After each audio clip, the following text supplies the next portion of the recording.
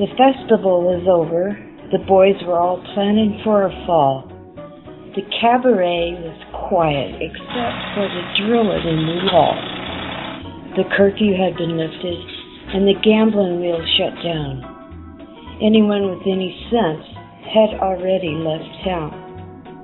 He was standing in the doorway, looking like the Jack of Hearts.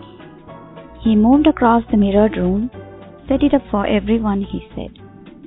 Then everyone commenced to do what they were doing before he turned their head.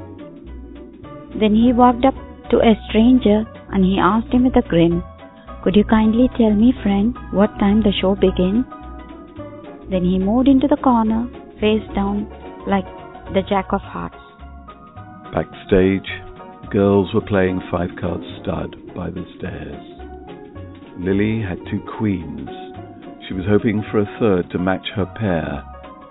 Outside, the streets were filling up. The window was open wide.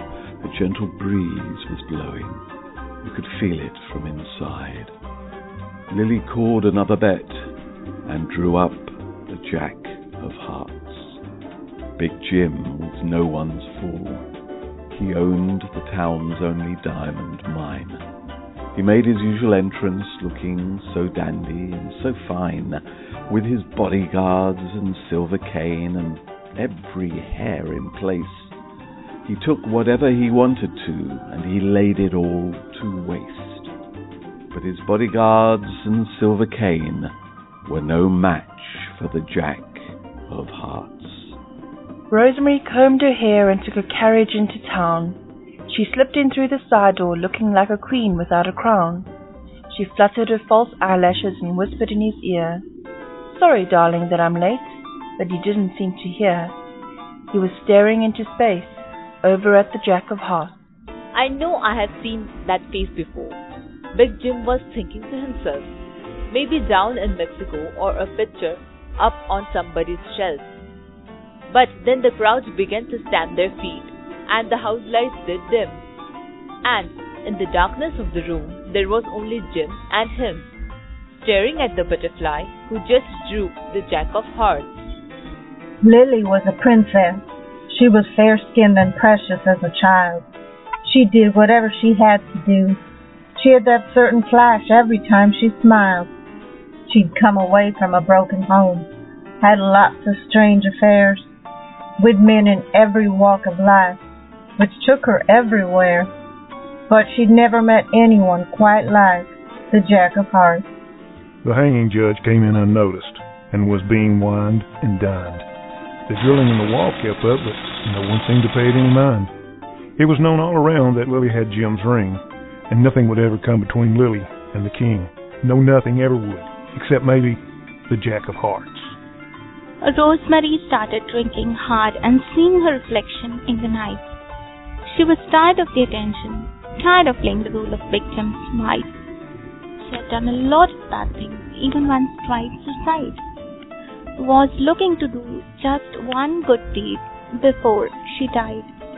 She was gazing to the future, riding on the Jack of Hearts. Lily washed her face, took her dress off, and buried it away. "Has your luck run out?" she laughed at him. "Well, I guess you must have known it would someday. Be careful not to touch the wall. There's a brand new coat of paint. I'm glad to see you're still alive. You're looking like a saint." Down the hallway, footsteps were coming for the Jack of Hearts. The backstage manager was pacing all around by his chair. "There's something funny going on," he said. "I can just feel it in the air." He went to get the hanging judge, but the hanging judge was drunk. As the leading actor hurried by in the costume of a monk, there was no actor anywhere better than the Jack of Hearts. Lily's arms were wrapped around the man that she dearly loved to touch. She forgot all about the man she couldn't stand, who hounded her so much. "I miss you so," she said to him, and he felt she was sincere, but just beyond the door he felt jealousy and fear. Just another night in the life of the Jack of Hearts. No one knew the circumstance, but they say It happened pretty quick. The door to the dressing room burst open, and a cold revolver clicked. And Big Jim was standing there. You couldn't say surprised. Rosemary right beside him, steady in her eyes. She was with Big Jim, but she was leaning to the Jack of Hearts. 2 doors down, the boys finally made it through the wall and cleaned out the bank safe. It said that they got off for quite a haul. In the darkness by the riverbed, they waited on the ground for one more member who had business back in town. But they couldn't go no further without the Jack of Hearts. The next day was hanging day. The sky was overcast and black.